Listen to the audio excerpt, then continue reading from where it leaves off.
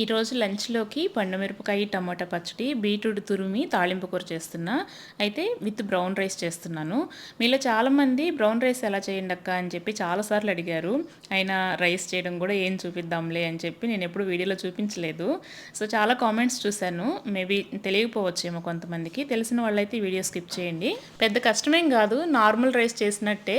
అయితే ఇవి దంపుడు బియ్యం కదా, ఎక్కువ డస్ట్ ఉంటుందన్నమాట. అందుకని 4-5 సార్లు బాగా కడగాలి, నీళ్లు బాగా క్లీన్గా వచ్చేంత వరకు. తర్వాత వాటర్ వచ్చి 1 గ్లాస్ రైస్కి 3 గ్లాసులు నీళ్ళు తీసుకోవాలి.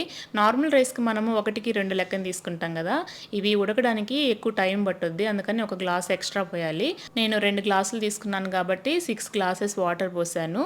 వండే ముందు 1/2 అవర్ పాటు నానబెట్టి వండామంటే బాగా మెత్తగా వస్తుంది. నార్మల్ రైస్ అయినా కూడా మనం నానబెట్టే చేస్తాం కదా, సో పిల్లలు కూడా సాఫ్ట్గా ఉంటుంది కాబట్టి మెత్తగా తింటారు. అంతే, చాలా సింపుల్ కదా. వీడియో నచ్చితే లైక్ చేసి సబ్స్క్రైబ్ చేసుకోండి.